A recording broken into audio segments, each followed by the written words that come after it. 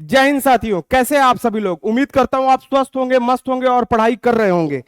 देखिए, बीता हुआ कल आपके दिमाग में है और आने वाला कल आपके हाथ में है। इस जोश और इस जज्बे को आपको बना के रखना है। ये कोटेशन मैं क्यों कह रहा हूं, क्योंकि देखिए, जितने भी सिविल सर्विसेज होने थे, कहने का मतलब जो यूपीएससी है और यूपीपीएससी है, इन दोनों का जो प्रीलिम्स है वो हो चुका है। अब लोग बहुत ज्यादा डायलेमा में हैं कि मेरा प्रीलिम्स होगा कि नहीं, मैं मेंस दूंगा कि नहीं, और जो दे रहे हैं वो तो दे ही रहे हैं। तो प्लीज आप अपने समय, आप ये सब सोच के अपने समय को व्यर्थ कर रहे हैं, अपने समय को नष्ट कर रहे हैं। देखिए, एटलीस्ट अगर आपको सफलता प्राप्त करनी है सिविल सर्विसेज में, तो आपको पेशेंस रखना होगा, आपको धैर्य रखना होगा, आपको अपने कमियों को देखना होगा और उन कमियों पे निरंतर काम करना होगा। सफलता का मात्र एक मंत्र यही है, और उसके लिए आपको वर्तमान समय का सदुपयोग करना होगा। तो इस कोटेशन को देखिए कि जो बीत गया है उसको अपने दिमाग से बिल्कुल निकाल दीजिए। डिमोरलाइज होने की जरूरत नहीं है, उस पर चर्चा, परिचर्चा, डिस्कशन ये सब कुछ मत कीजिए, ठीक है। लेकिन जो हो सकता है वो आप कर सकते हैं। तो जो अभी समय है, इस समय का जो टाइम है वो क्या है, वो आपके मेंस के एग्जाम का टाइम है। जो लोग ऑलरेडी प्रिपरेशन कर रहे हैं, ये टाइम किस चीज का है, उनके मेंस के प्रिपरेशन करने का ये समय है। आप अपने मेंस को बहुत ही अच्छे से धार दीजिए। मेंस के प्रिपरेशन पे आप बिल्कुल अच्छे से फोकस करिए। अब देखिए, मेंस के प्रिपरेशन में करना क्या है, लेकिन उससे पहले मैं एक बात पे आ जाऊं कि जो दो वर्ग बटा हुआ है वो कौन सा है। देखिए, सबसे पहले एक दो वर्ग है। एक ऐसा है जो कह रहा है कि मेरा एक एवरेज मार्क आ रहा है, मेरा एक्स आ रहा है, मेरा वाई आ रहा है। जो स्टूडेंट एक्स सेक्शन में है वो कह रहे हैं कि मैं तो मेंस दे रहा हूं, मैं तो मेंस दे रहा हूं। और जो वाई सेक्शन में है वो क्या है, वो डायलेमा में है, वो डायलेमा में। आप डायलेमा में प्लीज मत रहिए, आप अपना टाइम लॉस कर रहे हैं, आपके हाथ में कुछ नहीं आना है। डायलेमा अगर आप रखेंगे तो आपके हाथ में कुछ नहीं आना है, आपको प्रिपरेशन करना है। ये जो समय है फ्रेंड्स, ये मेंस का समय है। ये किस चीज का टाइम है, ये मेंस का समय है, ये मुख्य परीक्षा का टाइम है, ये मुख्य परीक्षा का समय है। और मुख्य परीक्षा की एक रणनीति होती है, और आपको पता है कि कभी भी कोई भी, चाहे युद्ध हो या एग्जाम हो, बिना रणनीति के कुछ नहीं निकलता। रणनीति बनाइए, सतत परिश्रम कीजिए और उस स्ट्रेटजी को फॉलो कीजिए जो आप दिन प्रतिदिन, जिस चीज को आपने अभी उसका प्रारूप तैयार किया है या किया होगा। अब हम आइए बात करते हैं कि मुख्य परीक्षा पे फोकस किसको करना चाहिए। यहां देखिए, दो टाइप के स्टूडेंट्स हैं। एक वो जो बिल्कुल बिगिनर्स हैं, एक वो जिन्होंने ऑलरेडी प्रीलिम्स दिया है, तो मान के चला जा रहा है कि उन्होंने जनरल स्टडीज की कुछ सब्जेक्ट की होगी या पढ़ाई की होगी उस चीज की। अब अगर आप यहां पे ध्यान दीजिए कि जो लोग जनरल स्टडीज की पढ़ाई की होंगे, स्पेशली मैं बात करूं, अच्छा इनमें दो वर्ग भी हो जाएंगे। देखिए, इनमें दो ये हो जाएंगे, एक वो जो यूपीएससी देते हैं, एक वो जो केवल स्टेट पीसीएस देते हैं, ठीक है, चाहे वो यूपी दें या बीपीए। देखिए, जो व्यक्ति यहां पे स्टेट पीसीएस देता है ना, उसको मेंस पे ज्यादा काम करना है बजाय कि जो बच्चा यूपीएससी देता है। क्यों देना है, आप देखिए, आपकी जो अभी तक की पढ़ाई होती है वो लगभग फैक्चुअल बेस पे होती है, वो ऑलमोस्ट फैक्चुअल।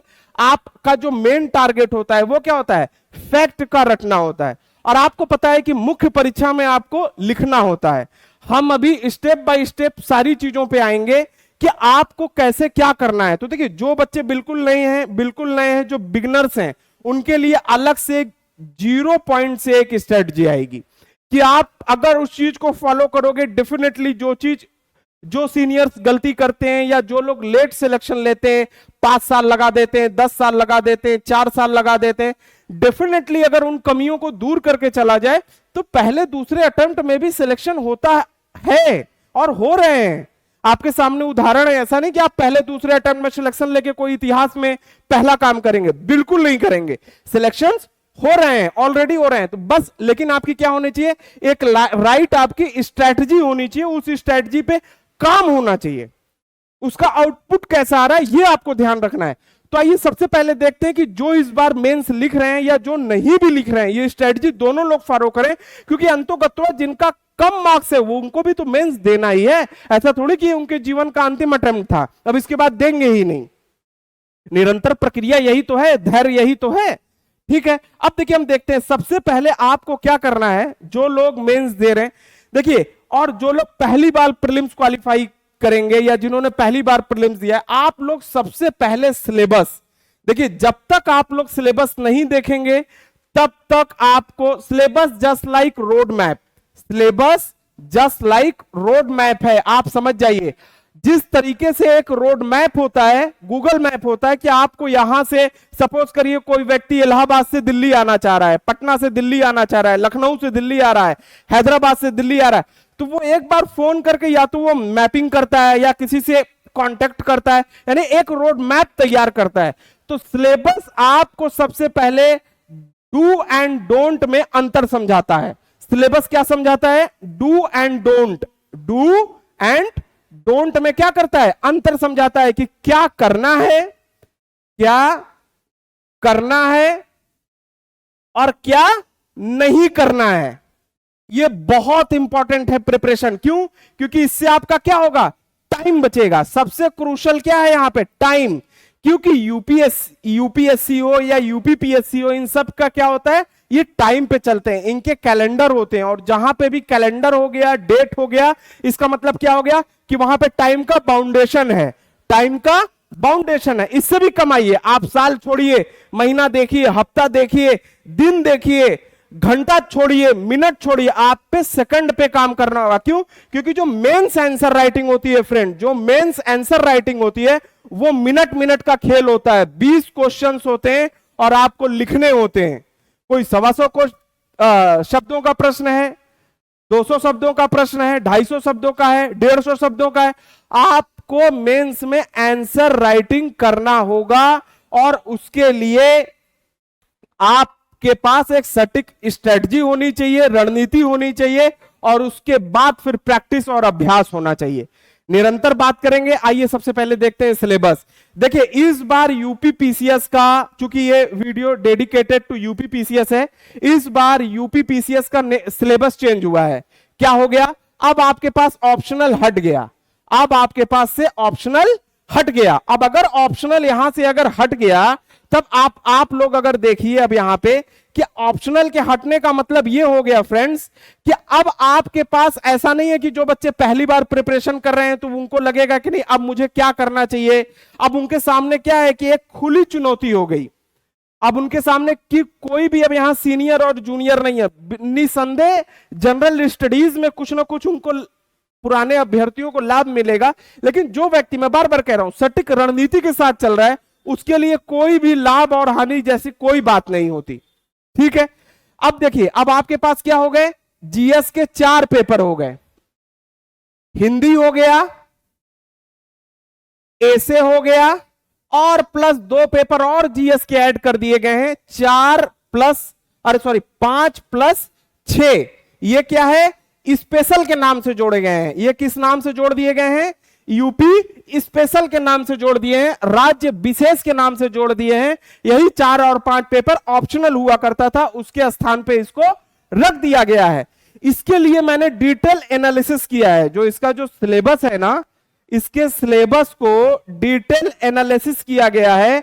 वीडियो, जो डिटेल एनालिसिस का वीडियो, वो डिस्क्रिप्शन में लिंक उसका दे दिया जाएगा, प्लेलिस्ट में भी आप देख सकते हैं, आप उसे देखिएगा। पेपर 5 और 6 का डिटेल देखिए। जब कभी भी कोई एग्जाम पहली बार अगर वहां परिवर्तन होता है ना, तो संभावनाएं बहुत ज्यादा होती हैं, क्योंकि हर एक चीज क्या होता है, हर एक आदमी अब यहां क्या अनुमान लगा रहा है। जब व्यक्ति अनुमान लगाता है तो वहां पे फिर लक का बहुत बड़ा मतलब रोल होता है। अब यहां पे लक आपका काम करेगा कि आपकी कितनी सटीक, लेकिन रणनीति बहुत इंपॉर्टेंट रोल प्ले करती है आपके लक में भी। जिसकी रणनीति बहुत अच्छी होगी उसी का लक भी साथ देगा। लक ऐसा नहीं कुछ नहीं किए तो वहां पहली बार हम आंसर राइटिंग करने जाएंगे, बिल्कुल लक साथ नहीं देगा।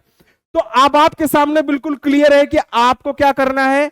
इन चारों पेपरों का सबसे पहले सिलेबस एनालिसिस कर लेना है कि जीएस पेपर 1 में क्या है। जीएस पेपर 1 में हिस्ट्री है, जियोग्राफी है, कल्चर है, सोसाइटी है। ठीक है, वही अगर आप जीएस पेपर 2 में अगर आप देख रहे हैं तो जीएस पेपर 2 में आपका क्या है? Polity and governance. क्या है? Polity and governance. फिर क्या है फ्रेंड्स इसमें? इसी में है आपका आईआर है, इसी में आपका आईआर है, सोशल जस्टिस है, और अगर आप पेपर थर्ड में जाइए, मैं आपको मोटा मोटा बता रहा हूं, इकोनॉमिक्स है आपका, क्या है, कृषि है, एग्रीकल्चर है आपका, क्या है, इंटरनल सिक्योरिटी है। आप समझ रहे हैं चीजों को। पेपर 4 इथिक्स है। 5 और 6 में क्या है, इन्हीं पेपरों को क्या कर दिया है, उत्तर प्रदेश राज्य विशेष के संदर्भ में बना दिया गया है कि अगर कला और संस्कृति है तो उत्तर प्रदेश का क्या है उसमें मतलब इंपॉर्टेंस है। अगर मॉडर्न इंडिया है तो देश के योगदान में, जैसे मान लीजिए 1857 के क्रांति में उत्तर प्रदेश का क्या योगदान रहा, या उत्तर प्रदेश के किस व्यक्ति विशेष या जगह पे कौन सी चीजें घटना घटी, या उसमें किस चीज की कितनी महत्ता रही। ठीक है।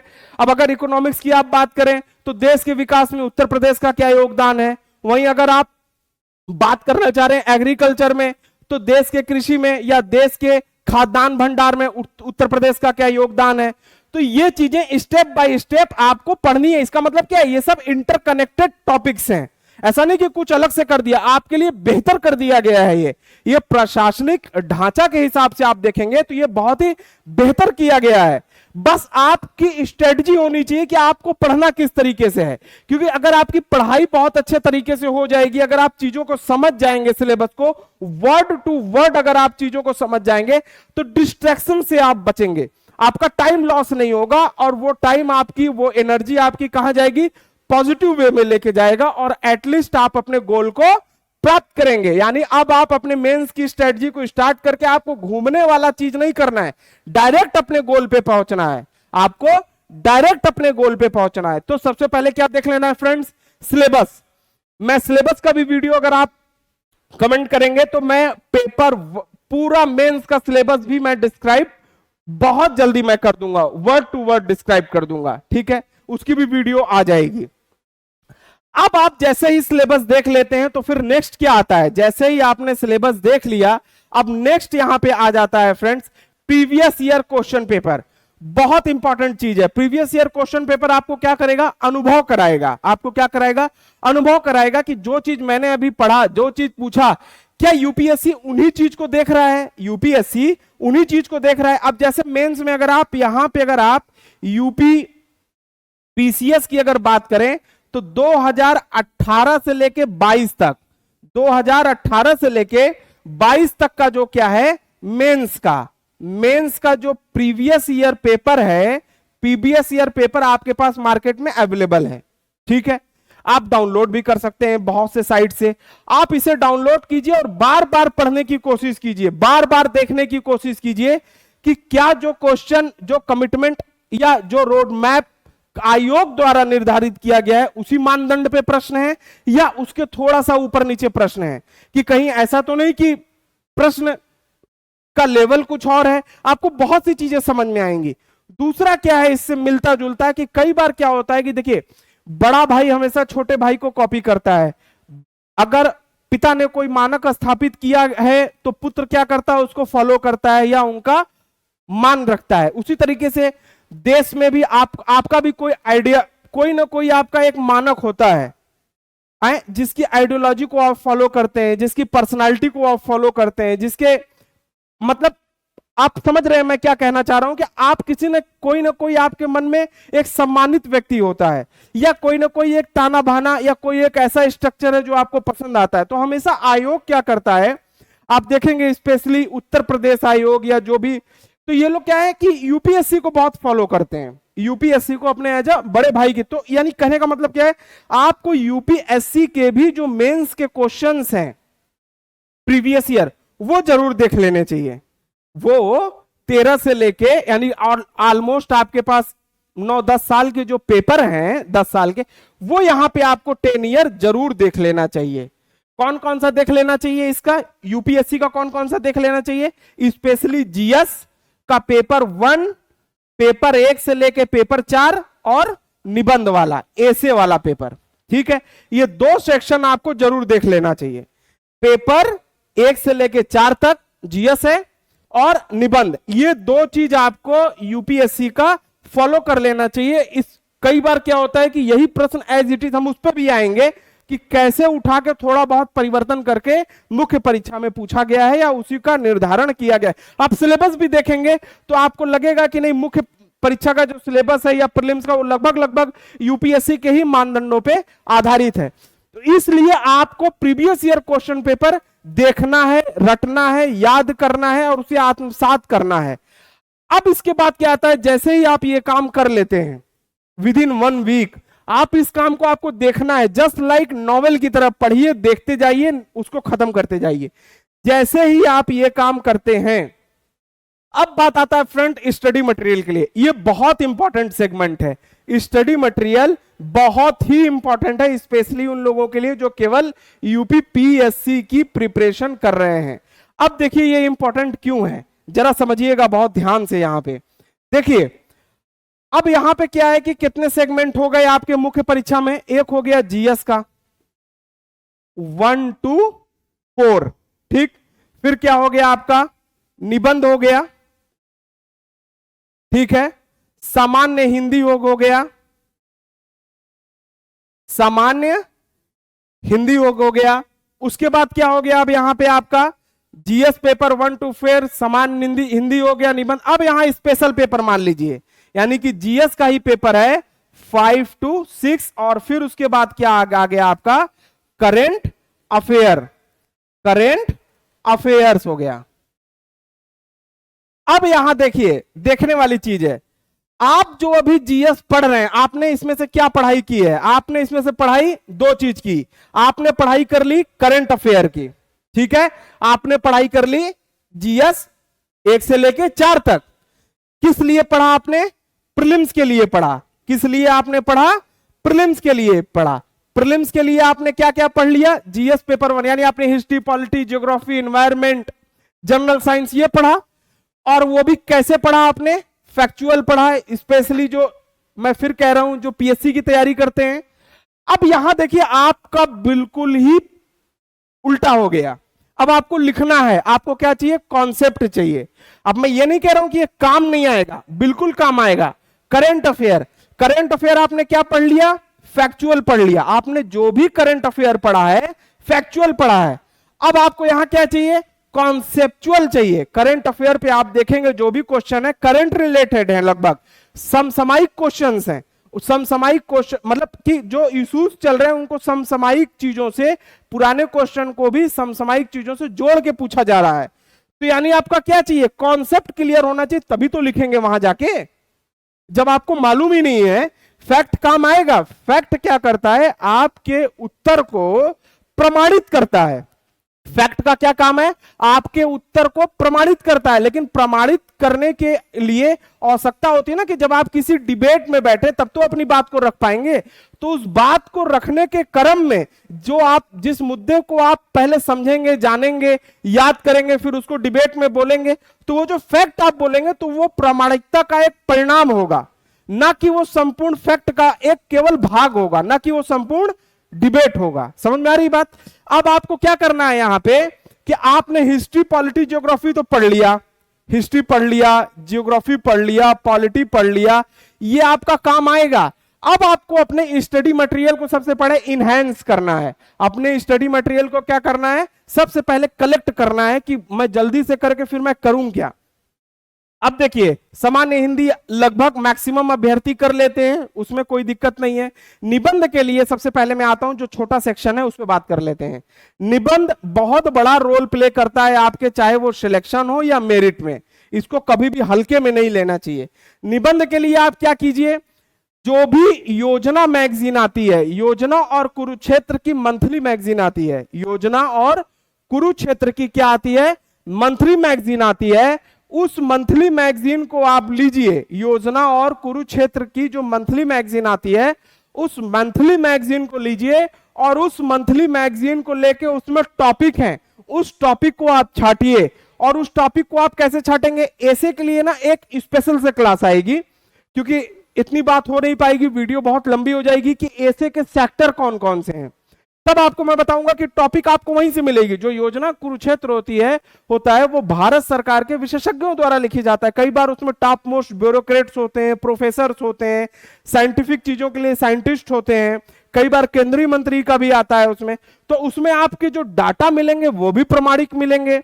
जो भी उसमें कॉन्सेप्ट होगा वो भी प्रमाणित मिलेगा, और कोई अगर योजना चली आ रही है तो वो भी आपको पूरी तरीके से 100% जेन्युइन, और उसकी प्रामाणिकता पे कोई भी कहीं भी शक या उंगली नहीं उठा सकता है। ये तो हो गया पहली बात, ए से यहीं से हो गया। कोशिश करें कि ए से एटलीस्ट कुछ नहीं तो संडे को 2 ए से लिखें, और अगर बीच में लिख सकते हैं तो उससे बेहतर तो कुछ हो ही नहीं सकता। अब आपको क्या करना है, करंट अफेयर। देखिए करंट अफेयर के लिए जो लोग मंथली मैगजीन लेते थे, जो लोग अभी तक मंथली मैगजीन पढ़ते आए हैं, उनको तो कोई प्रॉब्लम नहीं आएगी, उनके पास सब कुछ है। लेकिन जो लोग मंथली मैगजीन नहीं पढ़ते आ रहे हैं, या जो लास्ट में केवल करंट अफेयर के लिए कोई भी मैगजीन तथाकथित मार्केट से उठा के पढ़ ले रहे हैं फैक्ट के लिए, तो यहां काम नहीं आएगी। आपको एक बार विजन की 365 आती है, आप उसका इंडेक्स उठा के देखिए। आप मार्केट जाइएगा, जाके उसका इंडेक्स देखिएगा, या कोई भी मंथली मैगजीन इंडेक्स का केवल फोटोकॉपी कीजिए, मैं खरीदने के लिए भी नहीं कह रहा हूं, और आप प्रीवियस ईयर से मिलाइए, तो आप देखेंगे कि हाँ जो चीज सर कह रहे हैं वो चीज मुझे मिल रहा है वहां पे। आप पहले चेक कीजिए, आपको खुद समझ में आएगा कि नहीं करंट अफेयर पे मुझे थोड़ा काम करना चाहिए। हालांकि आपको योजना कुरुक्षेत्र से भी हेल्प यहां मिलेगा, लेकिन करंट अफेयर आपको चाहिए। 1 साल का एक अच्छा करंट अफेयर लिख लेंगे, अगर अच्छे नंबर से आपको सिलेक्शन लेना है तो। अब यहां बात आ जाती है जीएस 5 और 6 की। अब फिर मैं वही बात कह रहा हूं, अब यहां जीएस जो 5 और 6 है, सबसे पहले इसका सिलेबस आप देख लीजिएगा, वीडियो डिस्क्रिप्शन में है आपके, या आप प्लेलिस्ट पे भी चले जाइएगा। अब यहां पे क्या है कि देखिए ये सबके लिए नया है। ये क्या है, ये सबके लिए बिल्कुल नया है। यहां कोई भी व्यक्ति ऐसा नहीं है जो पुराना हो या जो कह दे कि मुझे आता है। कोई पुराना नया नहीं है, जो एक धारणा बनी होती है। अब इसमें आपको क्या करना है यहां पे कि जो आप ये ट्रेडिशनल पोर्शन ही जो आप ये पढ़ेंगे, इसके बारे में यूपी के संदर्भ में वहां पे क्या है, ये आपको मार्किंग करते चलना है। एक पेन कॉपी लेके अलग से एक नोट्स बना लीजिएगा, यूपी राज्य विशेष या यूपी स्पेशल स्टेट करके, स्टेट स्पेशल करके, जैसा भी आपको समझ में है आप उसकी मार्किंग करते चलिए। कि अगर आप मान लीजिए क्लाइमेटोलॉजी पढ़ रहे हैं, आप जलवायु पढ़ रहे हैं, तो उत्तर प्रदेश का क्या जलवायु है, उत्तर प्रदेश के, आप जैसे एग्रीकल्चर पढ़ रहे हैं तो आपको यह देखना होगा उत्तर प्रदेश में एग्रीकल्चर का क्या सिस्टम है। इंडियन नेशनल मूवमेंट पढ़ रहे हैं तो आपको यह देखना होगा कि इंडियन नेशनल मूवमेंट में उत्तर प्रदेश का क्या योगदान है, कहां ऐसी कौन कौन सी घटना घटी जहां पे उत्तर प्रदेश शामिल रहा, उत्तर प्रदेश का व्यक्ति विश्व से कौन सा है। आप अगर यहाँ पे जियोग्राफिकल, आप अगर इन्वायरमेंटल कंडीशन पढ़ रहे हैं तो आपको यह देखना होगा कि पर्यावरण पारिस्थितिकी में उत्तर प्रदेश का क्या योगदान है, उत्तर प्रदेश में कौन कौन सी चीजें ऐसी हैं, कितने नेशनल पार्क हैं, कितने अभ्यारण्य हैं, और उनका क्या योगदान हो रहा है, या उत्तर प्रदेश ने कौन से ऐसे इनिशिएटिव उठाए हैं। समझ में आ रही है बात, या केंद्र सरकार ने कौन से ऐसे इनिशिएटिव दिया जिसमें उत्तर प्रदेश ने अपना इनपुट देके उसे और अच्छा किया हो, जिसे एक मानक स्थापित किया गया। तो ये कई ऐसी चीजें हैं कि जो आपको करना है, और मार्केट में बहुत सारा नोट्स है, कोई भी अच्छा, बस भटकिएगा मत, कोई भी एक अच्छा पेपर, क्योंकि अब शुरू आता है तो बच्चा सब खरीदने लगता है। तो आपको कोई भी ऐसी एक चीज लेनी है कि जिसपे आप ये ध्यान रख सकें कि वह चीज आपके लिए क्या हो, यूजफुल हो, वो चीज आपके लिए क्या हो, यूजफुल हो, और उस चीज को देखते हुए तभी लेना, भटकना नहीं है। नहीं तो ये स्ट्रेटजी आप बहुत अच्छे से अपना सकते हैं, गूगल करके आपको डाटा मिल जाएगा इसका, और ये प्रमाणिक डाटा होगा, और ये पढ़ने का एक साइंटिफिक तरीका भी होगा। ये तो हो गई एक बात। अब आपको मैंने करंट अफेयर बता दिया, जीएस पेपर 5, 6 बता दिया। अच्छा, जीएस पेपर 1 to 4 क्या करना है, सबसे पहले जैसे ही आपने सिलेबस देख लिया, प्रीवियस ईयर देख लिया, अब आपको इसका क्या करना है कि जैसे ही एनालिसिस होगा, अब यहां पे आएगा आंसर राइटिंग प्रैक्टिस। जब ये पूरा आप स्टडी मटेरियल जब आप कलेक्ट कर लेंगे, जब आपका पूरा ये ताना बाना एक बन जाएगा कि हाँ मुझे करंट अफेयर क्या पढ़ना है, कैसे करना है, मैंने डिसाइड कर लिया, निबंध के लिए मैटर क्या लाना है, हिंदी के लिए मैटर मुझे क्या लेना है, जीएस पेपर 1, 4 के लिए क्या लेना है, 5, जब ये तब आपका आ जाता है। अब आपने क्या क्या कर लिया, सिलेबस देख लिया, नंबर 1 आपने प्रीवियस ईयर क्वेश्चन पेपर देख लिया, और अब आपका स्टडी मटेरियल यानी कि जहां आप युद्ध लड़ने जा रहे हैं वो आपका ब्रह्मोस भी पूरा तैयार है। अब आता है टारगेट, कि एक बार मॉक ड्रिल, कभी भी देखते हैं ना कि भारत सरकार भी जब कुछ करती है तो अन्य देशों के साथ जो है करंट अफेयर में पढ़ते ही है कि कैसे सैन्य अभ्यास करती है, ताकि कभी भी अगर आपदा की ईश्वर न करे अगर ऐसी कोई घड़ी आए तो उसपे हमारी जो रणनीति है वो क्या है, सटीक और कारगर साबित हो, हम बिल्कुल टाई टोई ठुस ना हो जाए वहीं पे। ठीक, अब हम आते हैं कि इसके बाद की क्या स्ट्रेटजी हो। देखिए फ्रेंड, इसके बाद की जो स्ट्रेटजी है वो है आंसर राइटिंग की स्ट्रेटजी। वो क्या है? आंसर राइटिंग की स्ट्रेटजी। और ये आंसर राइटिंग भी आपको 3 स्टेप में करना है। आंसर राइटिंग की स्ट्रेटजी 3 स्टेप में। मैं भी बताऊंगा कि इसमें देखिए करना क्या है। इस वीडियो के बाद आपको बहुत कुछ एहसास होगा कि हाँ, अगर आपने आत्मसात किया तो फिर वो बहुत बेहतर होगा। वो देखिए, स्टेप 1, सबसे पहले आपको यहां पे 3 तरीके की रणनीति अपनानी है। सबसे पहले, अगर आप स्टेप 1 है, दूसरा स्टेप 2 है और तीसरा स्टेप 3 है। अब ये 3 स्टेप हैं या स्टेज हैं या 3 स्तर हैं। सबसे पहले क्या करना है आपको? प्रीवियस ईयर क्वेश्चन पेपर को सॉल्व कर लीजिए। पहले क्या करना है? प्रीवियस ईयर क्वेश्चन पेपर को सॉल्व कर लीजिए। प्रीवियस ईयर में क्या क्या? जीएस, हिंदी और ऐसे, ये 3 सेक्शन पहले में आप एकदम सॉल्व कर लीजिए। ठीक है, एकदम आपको सॉल्व कर लेना है, एकदम चूकना ही नहीं है कहीं से कहीं तक भी, बिल्कुल एकदम, मतलब कि एकदम देखते ही आपको मतलब ऐसा हो जाए कि सॉल्व करने के बाद भी कि अगर अब आप सॉल्व करने लग गए हैं तो इसके बाद आप इसकी फॉर्मेटिंग भी करिए बैठ के। कभी कभी फॉर्मेटिंग बहुत इंपॉर्टेंट है। ठीक है, अभी टाइम मत देखिए, यहां पे टाइम बाउंडेशन नहीं है, यहां पे टाइम का कोई बाउंडेशन है। पहले आप लिखिए तो सही। जब आप जैसे ही आप ये स्तर पार करेंगे, जैसे ही ये स्तर आपका कंप्लीट होगा, फिर आएगा आपका सेकंड स्तर। अब आ गया आपका सेकंड स्टेप। अब आपको देखिए सेकंड स्टेप में क्या करना है। सेकंड स्टेप में आपको क्या करना है? सारे उत्तरों की विद इन टाइम लिखना भी है, फॉर्मेटिंग भी करना है। अब क्या करना है? सबसे बड़ा यहां रोल प्ले क्या करना है? टाइम वॉच लगा के काम करना है आपको क्या करना है? टाइम वॉच लगाना है और आपको पहले कैलकुलेशन करना है। मैं बताऊंगा नहीं, कैलकुलेशन खुद करना है कि आपके पास 20 क्वेश्चन है, 10 क्वेश्चन क्या है? लघु उत्तरी और 10 क्वेश्चन क्या है? दीर्घ उत्तरी। ठीक है, अब इसको आपको लिखना कैसे है? इस टाइम को अब आप देखिए कि 10 क्वेश्चन जो है उसे विद इन कितने टाइम लिखूंगा? 3 आवर्स का टाइम है। और जो सेकंड स्टेप आता है कि जो बाद में दीर्घ उत्तरी 10 क्वेश्चन है, उसे मैं कितने टाइम में? With in time. और जैसे ही क्वेश्चन लिखेंगे और इसकी फॉर्मेटिंग भी फिर होगी। अब देखिए फॉर्मेटिंग यहां भी होगी, लेकिन अब देखिए तरीका बदल जाएगा फॉर्मेटिंग का। अब यहां पे जो फॉर्मेटिंग होगी, इस फॉर्मेटिंग को टाइम बाउंडेशन में होगी कि लगभग मैक्सिमम 2 मिनट में एक उत्तर का आप प्रारूप लिख लीजिए। 2 मिनट टाइम है, 2 मिनट में एक उत्तर का प्रारूप आपको अब यहां पे लिखना है। कोई भी उत्तर होगा, चाहे वो प्रीवियस ईयर हो या कोई भी आप मार्केट से पेपर खरीद के ले आइए, उसका आपको 2 मिनट में उत्तर की जो प्रारूप रेखा है, जो फॉर्मेटिंग है, जिस स्ट्रक्चर पे काम होगा, वो आपको अब यहां पे तैयार कर लेना है। अब आता है स्टेप नंबर 3। अब देखिए 3 में क्या करना है। अब यहां आता है देखिए मॉक टेस्ट। आप हमेशा सोचिए, मैं फिर अभी वही बात कह रहा हूं कि मॉक टेस्ट कितना इंपॉर्टेंट है, लोग इसके महत्व को भूल जाते हैं। अब यहां आ गया मॉक टेस्ट कि मतलब आप कोई संस्था ज्वाइन कर लीजिए या तो आप मार्केट से पेपर ले आइए और एक वैसा ही एनवायरनमेंट रखिए। क्योंकि देखिए परीक्षा जिस हिसाब से होती है, आप अगर भाई सोचिए ना, बड़ी बड़ी सरकार, यूएस भी अभी मॉक ड्रिल कर रहा है, जबकि इस पृथ्वी पे सबसे पावरफुल अगर कोई कंट्री है, जिसे भाई अभी वर्तमान में तो पावरफुल है ही है ना। वो अलग बात है कि युद्ध हो तो कौन कितना निकल के आएगा, कौन शेर कौन सवा शेर, वो बात की बात है। लेकिन अभी भी जो पूरा प्रभुत्व है वो यूनाइटेड नेशंस का ही है। अरे सॉरी, अमेरिका का है, यूएसए का है। तो अगर यूनाइटेड स्टेट्स ऑफ अमेरिका का अगर पूरा प्रभुत्व है तो वो तक मॉक ड्रिल करता है, वो भी अपने सैन्य अभ्यास करता है। तो आप बिना अभ्यास के कैसे जा सकते हैं? आपने प्रीवियस ईयर रट लिया, अब आप विद इन टाइम क्वेश्चन भी लिखने लगे। अच्छा देखिए मॉक टेस्ट होता किस लिए है? सपोज करिए कि अब आप जब ये चीज आप जब कर लिए, प्रीवियस ईयर आपने देख लिया, आपने क्या देख लिया? लिखने लग गए। अब होता क्या है कि देखिए विद इन टाइम, सपोज करिए कि एक्स मंथ में आपका एग्जाम होना है, ठीक है।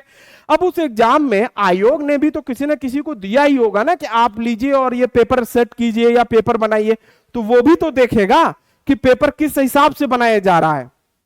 पेपर कहां से बनाएगा? हवा में उसके लिए मंगल ग्रह पे थोड़ी जाएगा, यही जाएगा। वो भी निबंध के लिए निबंध का ही सेक्टर देखेगा, करंट अफेयर के लिए करंट अफेयर का ही सेक्टर देखेगा, जीएस के लिए जीएस का ही देखेगा, और हिंदी के लिए हिंदी ही देखेगा। वो भी प्रीवियस ईयर देखेगा कि कहीं क्वेश्चन की पुनरावृत्ति ना हो जाए। आप ही मान लीजिए कोई क्वेश्चन बनाना हो तो आप भी सोचेंगे भले मैं बिना देखे बना दूं, कहीं क्वेश्चन मैच ना कर जाए, हूबहू वही क्वेश्चन ना आ जाए। तो देखिए इसी तरीके से कोई संस्था होता है, जब वो भी आपको मॉक टेस्ट करा रहा होता है तो उसके पास भी अकल है कि इस बार क्वेश्चन क्या आएगा, क्योंकि उसे अपने संस्था को ग्रो कराना है। तो वो भी यही सारी चीजें सोचता है कि हम कैसे चीजों को अच्छा करें ताकि बच्चे को अच्छे से अच्छी चीजें मिल जाए। तो आप भले मत ज्वाइन कीजिए, लेकिन मार्केट में फोटोकॉपी पे मिलता है, वहां से जाके खरीद लीजिए आप। लेकिन अगर कर लेंगे तो और अच्छी बात है, नहीं कर पाएंगे तो भी अच्छी बात है। अपने दोस्त से, अपने सहयोगी से, या किसी से भी अपने प्रश्नों का इवैल्यूएशन करवा सकते हैं, या खुद से भी कर सकते हैं। ठीक है। अब देखिए मॉक टेस्ट का मतलब होता है कि उस टॉपिक पे, जैसे सपोज करिए प्रीवियस ईयर लगा लिया आपने, वो टॉपिक पढ़ लिया, अब आपको उस टॉपिक पे भी अच्छा कमांड हो गया और प्रीवियस ईयर भी सॉल्व कर रहे हैं। अब लेकिन सपोज करिए आप एग्जाम गए, एग्जाम में फेल हो गए। अब अगर एग्जाम में फेल हो गए तो उस टॉपिक से रिलेटेड नए क्वेश्चन अगर बन रहे हैं, वो हो सकता है आपके दिमाग से स्किप कर जाए, क्योंकि हम ह्यूमन बीइंग हैं, हम क्या है, मानव हैं, और मानव होने के नाते गलती करना एकदम समझ लीजिए कि हमारा एकदम नैतिक कर्तव्य, एकदम फंडामेंटल राइट। वो गलती होगी, कुछ गलती जाने में होगी, कुछ गलती अनजाने में होगी। अब ये गलती ना हो इसीलिए आपको मॉक टेस्ट कराया जाता है कि उस टॉपिक से रिलेटेड जो नए न्यू क्वेश्चंस बन सकते हैं, जो क्या बन सकते हैं, न्यू क्वेश्चंस बन सकते हैं, जो न्यू क्वेश्चंस उस टॉपिक से अराइव्ड हो सकते हैं, और आप उस चीज को फाइंड आउट नहीं कर पा रहे हैं।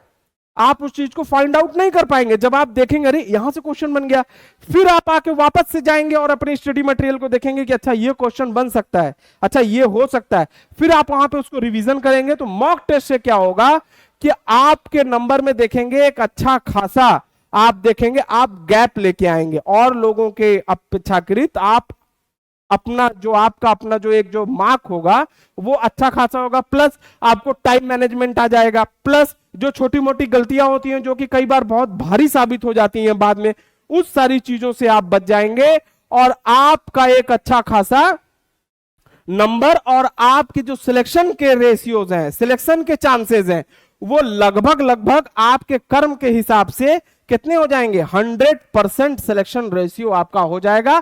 फिर हम कहेंगे कि अब जो होगा ऊपर वाले के हाथ में छोड़ दीजिए, क्योंकि जो कर्म कर सकना है वो आपने कर लिया, जो कर्म कर सकना था वो आपने कर लिया।